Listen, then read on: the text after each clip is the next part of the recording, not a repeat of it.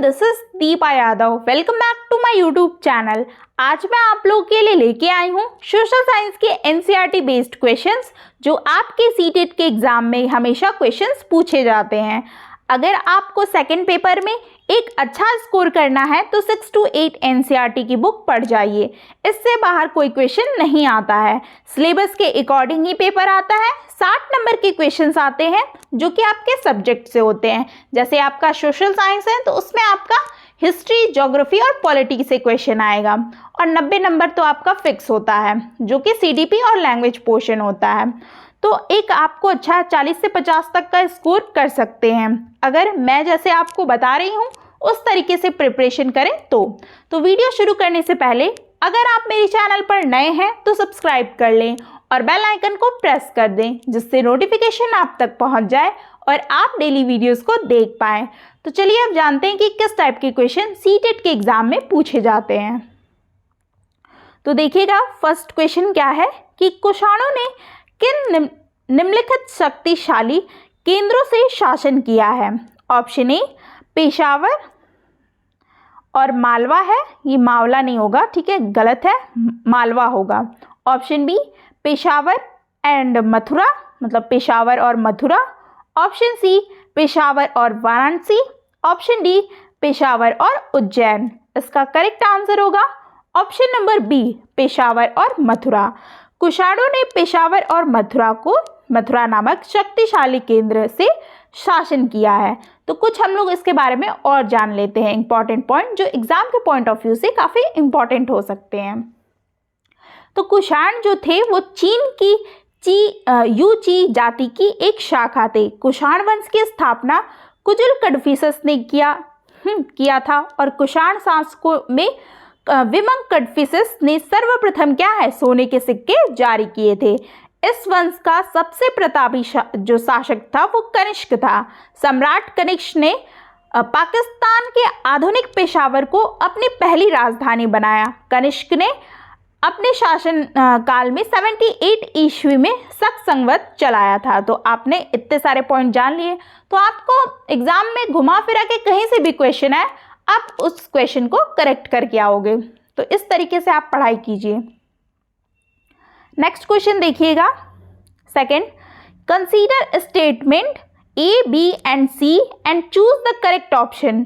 निम्नलिखित कथनों में ए बी और सी को पढ़ें और सही विकल्प का चयन करें। तो ये स्टेटमेंट दिए हैं। स्टेटमेंट ए है the palaeolithic period extend from 2 million year ago to about 12,000 year ago. पूरा पाषाण काल 20 लाख साल पहले 12,000 साल पहले के दौरान माना जाता है। स्टेटमेंट देखिए बी है this long stretch of time is divided into the lower middle and upper Palaeolithic. इस काल को भी 3 भागों में बांटा गया है, आरंभिक, मध्य एवं उत्तर पूरा पाषाण युग। स्टेटमेंट सी है this long span of time covers 99% of human history. मानव इतिहास की लगभग 99% कहानी इसी काल के दौरान घटित हुई। तो ये तीनों स्टेटमेंट दिए हैं। आपको बताना है कि चूज द करेक्ट ऑप्शन, सही विकल्प का चयन करना है। तो पीछे कुछ देखिए इस तरीके से क्वेश्चन दिए हैं, आपको इसमें से चूज करना है कि कौन सा सही है। ऑप्शन ए है only A and B are true. Option B only B and C are true. Option C only A and C are true. Option D है A B and C all are true. तो इसका correct answer होगा option number D, A B and C all are true. A B और C क्या है, सभी सही हैं। पूरा पाषाण काल जो है ना, ये देखिए स्टेटमेंट, पूरा पाषाण काल जो है वो 20 लाख साल पहले से 12,000 साल पहले के दौरान माना जाता है और इस काल को भी क्या है 3 भागों में बांटा गया है। क्या है, आरंभिक, मध्य एवं उत्तर पाषाण युग। और यहाँ पे दिया है थर्ड स्टेटमेंट कि मानव इतिहास की लगभग 99% कहानी इसी काल के दौरान घटित हुई है। तो इसलिए ये सारे स्टेटमेंट क्या है, सही है। तो इसलिए आपका डी क्या है, करेक्ट आंसर है। A B C all are true.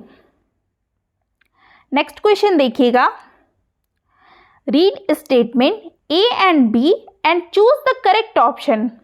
कथनों ए बी को पढ़ें और सही विकल्प का चुनाव करें। तो स्टेटमेंट ए है, mansab was a grading system used by a Mughal to fix. मनसब मुगलों द्वारा चलाई गई एक श्रेणी व्यवस्था थी जिसके जरिए फर्स्ट है रैंक, जो कि पद कहा जाता है उसको, सेकंड सैलरी वेतन, थर्ड मिलिट्री रिस्पॉन्सिबिलिटी सैन्य उत्तरदायित्व निर्धारित किए जाते थे। और स्टेटमेंट बी देखिएगा, the mansabdar military responsibility were determined by a numerical value called zat. तो मनसबदारों की सैन्य उत्तरदायी का निर्धारण एक संख्या पर निर्भर था जिसे जाट कहा जाता था। ठीक है, ये जाट लिखा है, तो जिसे जाट कहा जाता था। तो ये आपका स्टेटमेंट दो दिया है। तो देखिए इसमें भी, हाँ देखिए इस तरीके से आपका चूज करना है इसमें से कौन सा करेक्ट है। तो ऑप्शन ए है, A is true but B is false. सही है परंतु ए सही है परंतु आर गलत है, सॉरी बी गलत है। ऑप्शन बी है, B is true but A is false. B सही है परंतु ए गलत है। ऑप्शन सी है, both A and B are true.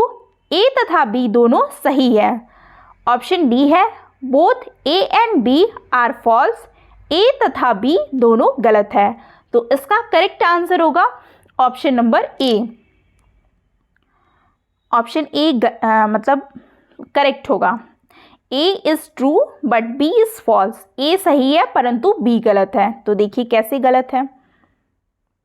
इसमें जो दिया है ना कि मनसबदारी व्यवस्था एक विशिष्ट प्रशासनिक व्यवस्था थी जिसका प्रचलन मुगल शासक अकबर ने सन 1575 ईस्वी में किया था। और मनसब मुगलों द्वारा चलाई गई एक श्रेणी व्यवस्था थी।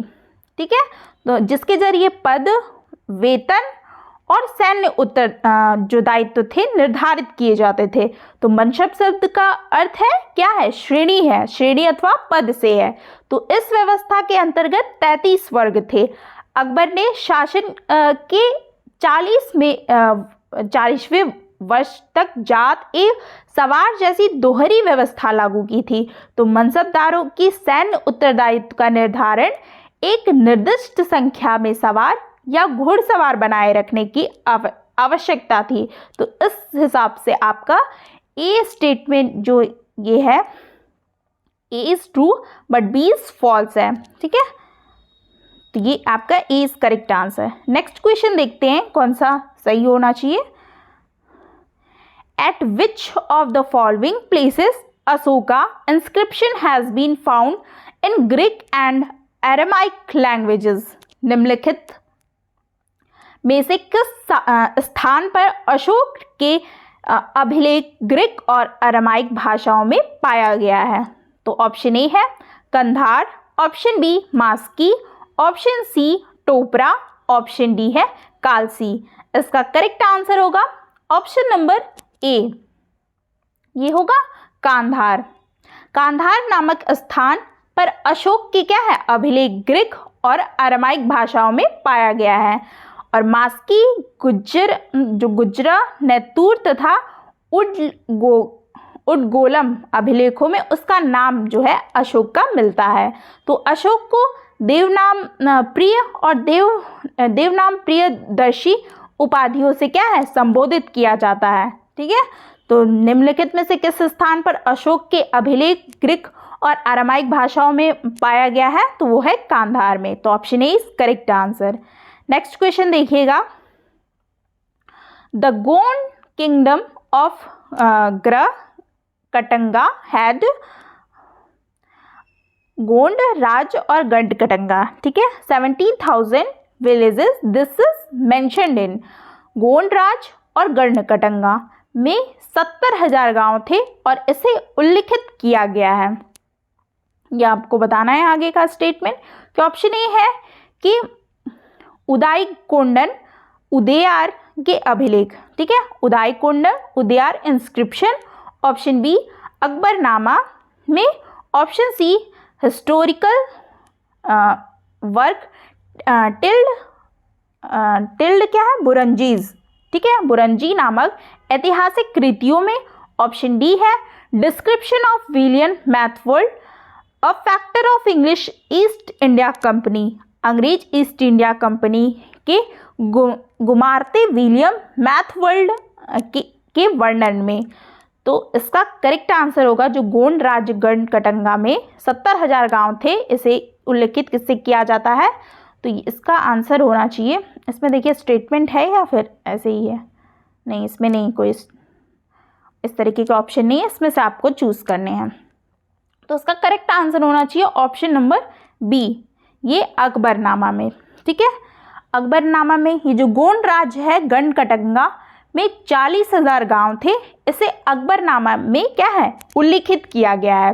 गोंड एक प्रकार की क्या है जनजाति थी जो झूम खेती करती थी। गणकटंगा एक समृद्ध राज्य था, यहाँ के निवासी जंगली हाथियों को पकड़ करके अन्य राज्यों में निर्यात करके क्या है बहुत धन अर्जित करते थे। बुरंजी असमिया भाषा क्या है लिखी हुई है, एक ऐतिहासिक कृति है। ठीक है, ये जो बुरंजी है, ठीक, तो ये ऐतिहासिक कृति है, एक अहोम राज्य सभा के पुरातत्व लेखों का संकलन बुरंजी में हुआ है। तो इसलिए ऑप्शन बी करेक्ट आंसर है। गोंड राज गणकटंगा में 70,000 गांव थे, इसे उल्लेखित किया जाता है अकबरनामा में। ठीक है, तो option B correct answer. Next question देखिएगा,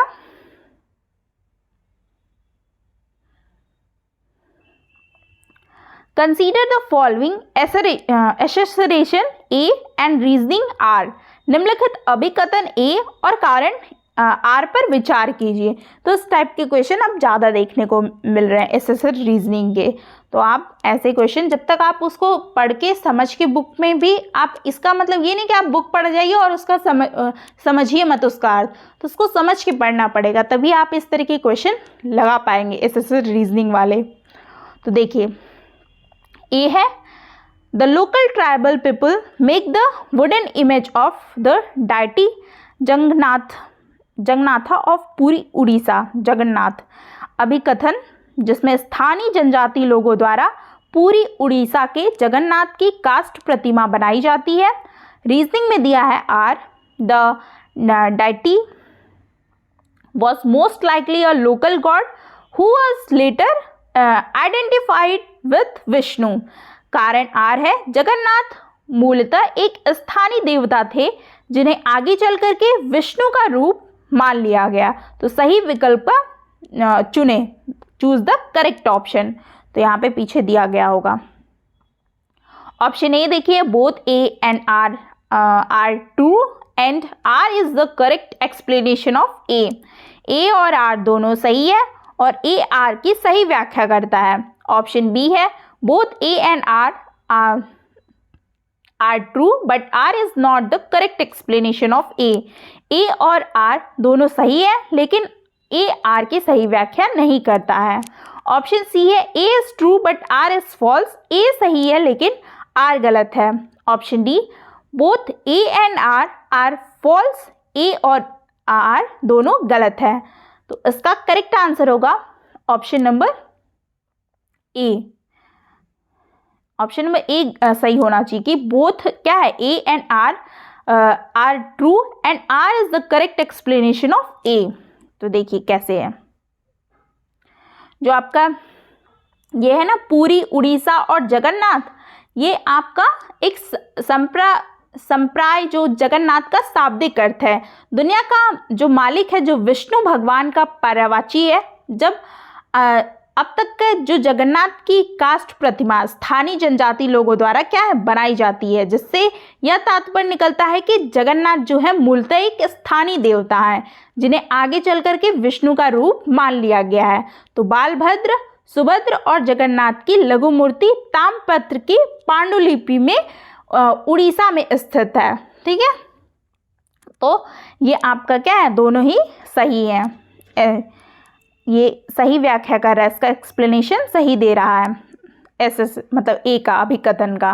तो स्थानीय जनजाति लोगों द्वारा पूरी उड़ीसा और जगन्नाथ की कास्ट प्रतिमा बनाई गई है और जगन्नाथ मूलतः एक स्थानीय देवता थे जिन्हें आगे चल करके क्या है विष्णु का रूप मान लिया गया। तो इसलिए option A is correct answer. ठीक, नेक्स्ट क्वेश्चन देखिएगा, क्वेश्चन नंबर 7,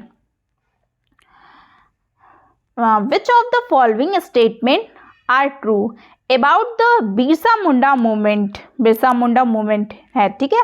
निम्नलिखित में से कौन सा कथन बिरसा आंदोलन के विषय में सही है। तो आपको स्टेटमेंट में सही बताना है।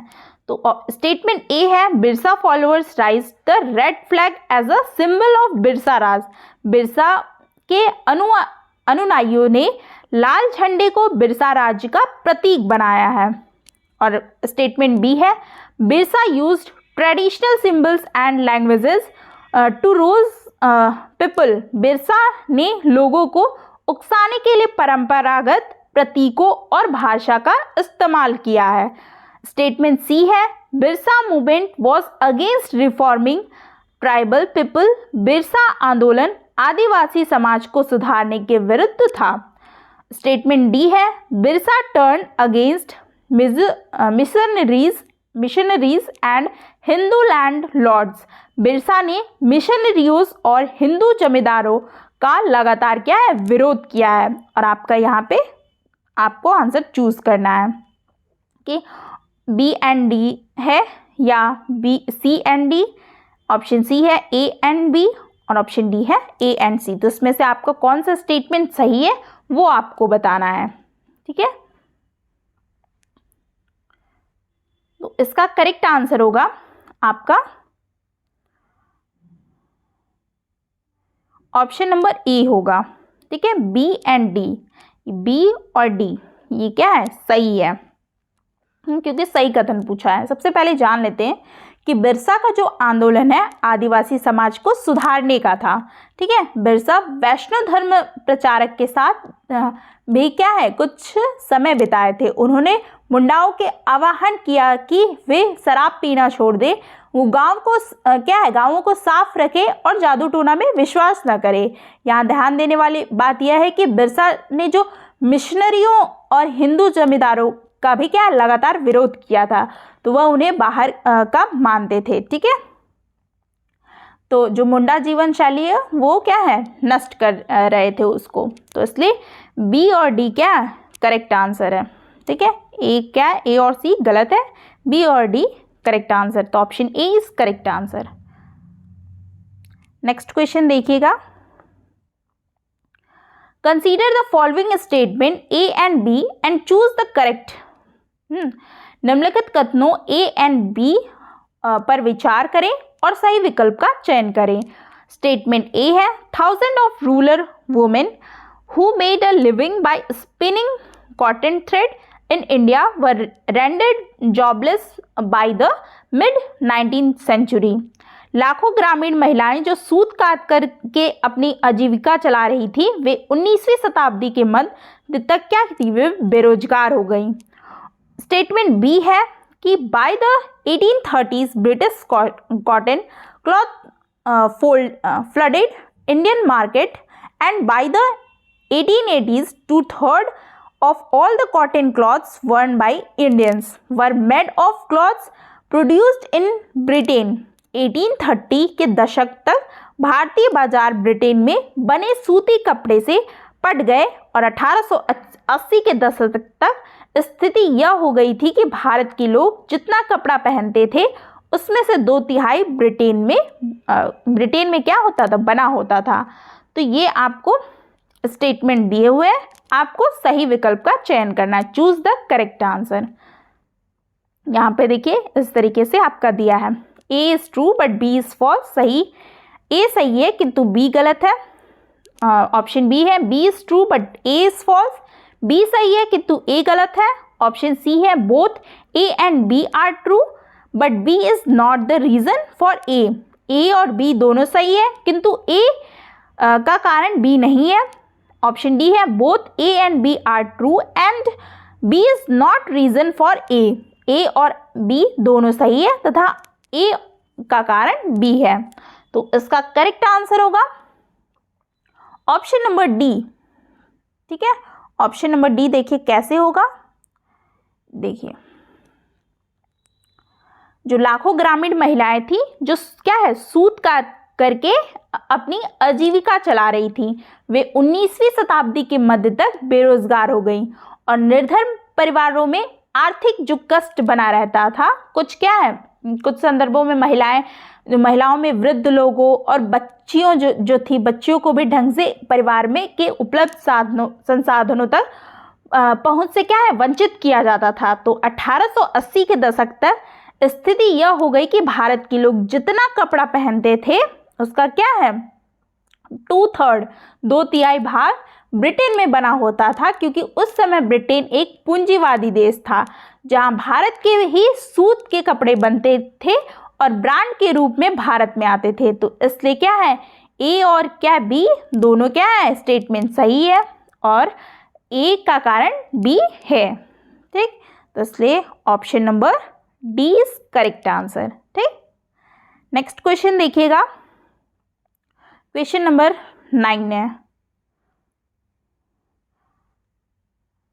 The practice of window burning has section in ancient text. प्राचीन ग्रंथों में विधवाओं को जलाने की अनुमति कहीं नहीं दी गई है।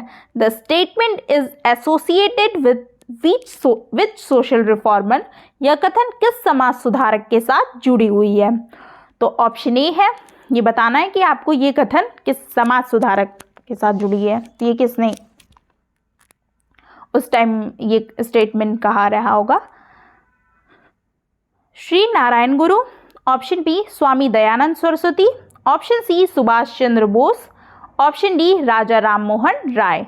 ठीक है, तो इसका करेक्ट आंसर होगा ऑप्शन नंबर डी। ठीक है, राजा राम मोहन राय। तो ये जो प्राचीन ग्रंथ में विधवाओं को जलाने की अनुमति कहीं नहीं दी गई है, यह कथन क्या है, प्रसिद्ध समाज सुधारक राजा राम मोहन राय, मतलब राय के साथ क्या है, जुड़ी हुई है और इन्हें भारतीय पुनर्जागरण का अग्रदूत और आधुनिक भारत का जनक कहा जाता है। इन्होंने बाल विवाह, सती प्रथा, जातिवाद, कर्मकांड, पर्दा प्रथा और भी भरपूर सभी चीज़ों का विरोध किया है। ठीक है, तो इतना पॉइंट्स आप लोगों ने इनके बारे में जान लिया, राजा राम मोहन के बारे में। ठीक है, इस क्वेश्चन का आंसर डी करेक्ट है। नेक्स्ट क्वेश्चन देखिएगा, question number 10, which of the following organisation focused on abolition of caste during British rule in India. Bharat में अंग्रेज के शासन के दौरान निम्नलिखित में से कौन से संगठन ने जाति उन्मूलन का मुख्य ध्यान दिया? Option A Sanatan Dharma Sabha, option B Asiatic Society, option B Bharat Dharma Mahamandal, option D Satyashodhak Samaj. तो इसका करेक्ट आंसर होगा option number D, Satyashodhak Samaj. ठीक है, सत्यशोधक क्या है, समाज को बोला गया है। भारत में अंग्रेजों के शासन के दौरान वो है निम्नलिखित में से कौन से संगठन ने जाति उन्मूलन का वो किया है? तो वो है सत्यशोधक समाज ने किया है।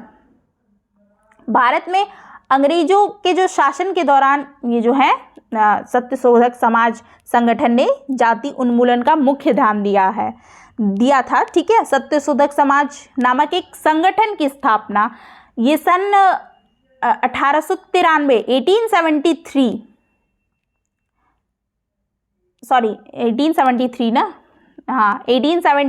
में ज्योतिबा फुले द्वारा किया गया था और यह एक छोटे से समूह के रूप में शुरू हुआ और इस संगठन का मुख्य उद्देश्य शूद्र एवं अस्पृश्य जाति के लोगों को विमुक्त करना था। और इसी समय ज्योतिबा फुले ने 1873 ईस्वी में गुलामगिरी नामक पुस्तक लिखी थी। तो ये सारे जो गुलामगिरी सत्य समाज शोधक ये सब आपके एनसीईआरटी की बुक में ही दिया है ये सब, तो आप पढ़ लीजिए एनसीईआरटी की बुक। जितना मैं आपको बता रही हूँ उस तरीके से अगर आप पढ़ाई करेंगे तो आप सोशल साइंस में एक अच्छा स्कोर कर पाएंगे सेकंड पेपर में। ठीक है, तो इसका करेक्ट आंसर डी है। नेक्स्ट क्वेश्चन है, read the statement A and B on the resistance of Tipu Sultan against the British and choose the correct answer. Tipu Sultan का स्टेटमेंट दिया है कि टीपू सुल्तान द्वारा अंग्रेजों का विरुद्ध के संदर्भ में कथन ए एवं कथन बी को पढ़ें तथा सही उत्तर को चयन करें। बी है स्टेटमेंट,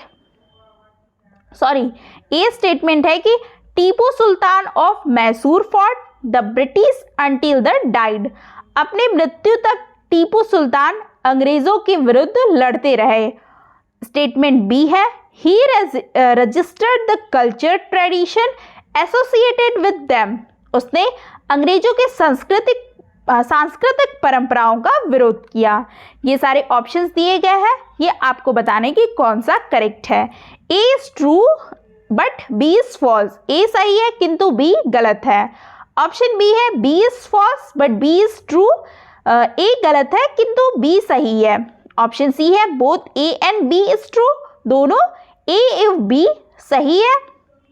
ऑप्शन डी है both A and B is false. दोनों ए एंड बी गलत है। इसका करेक्ट आंसर होगा option number C, both A and B is true. दोनों ही ए और बी सही है। देखिए, ये जो टीपू सुल्तान है वो अपनी मृत्यु के बाद जो है अपनी मृत्यु तक टीपू सुल्तान अंग्रेजों की क्या है विरुद्ध लड़ते रहे। ये और प्रथम जो आंग्ल मैसूर हुआ था, मैसूर युद्ध, वो 1767 से 1769 में हैदर अली जो है क्या है विजयी हुआ था। तो हैदर अली के मृत्यु के बाद उसका जो पुत्र था टीपू मैसूर की क्या है गद्दी पर बैठा। और टीपू सुल्तान का जन्म जो कि 1750 में हुआ था, ठीक है, ईस्वी में हुआ था। और मंगलौर की संधि द्वारा टीपू सुल्तान एवं अंग्रेजों ने एक दूसरे के क्या है विजित क्षेत्रों को वापस कर दिया। टीपू ने हमेशा अंग्रेजों की सांस्कृतिक परंपराओं का क्या है विरोध किया। इन्होंने 1787 ईस्वी में याद शाह की एक उपाधि धारण की थी। टीपू ने अपनी राजधानी श्रीरंगपट्टनम में स्वतंत्रता के वृक्ष लगवाया, स्वतंत्रता के वृक्ष लगवाए, जो यह प्रतीक थे कि वह अंग्रेजों के अधीन नहीं है। टीपू स्वयं जैकोबिन क्लब का सदस्य बना और अपने आप को नागरिक क्या है टीपू कहने लगा। तो टीपू की मृत्यु चतुर्थ आंग्ल मैसूर युद्ध में 1799 में हुआ था। 99 के दौरान श्रीरंगपट्टनम में हुई थी। तो इसके हिसाब से ए और क्या है बी सही स्टेटमेंट है, दोनों ही सही है। Both A and B is true. ठीक, अपनी मृत्यु तक क्या है टीपू सुल्तान अंग्रेजों के विरुद्ध लड़ते रहे और उसने अंग्रेजों की सांस्कृतिक परंपराओं का विरोध किया। तो इसलिए option C is correct answer. Next और आज के प्रैक्टिस सेट का last question, the book poverty and un-British rule in India was written by. ये बुक कौन लिखा है ये आपको बताना, इसके लेखक कौन है। Poverty and un-British rule in India नामक पुस्तक के लेखक कौन थे। तो ऑप्शन ए है A.O. Hume, option B Badruddin Tyabji, option C Romesh Chandra Dutt, option D Dada Bhai Naoroji. तो इसका करेक्ट आंसर होगा option number D, Dada Bhai Naoroji. Poverty and un-British rule in India नामक पुस्तक के लेखक दादा भाई नौरोजी थे।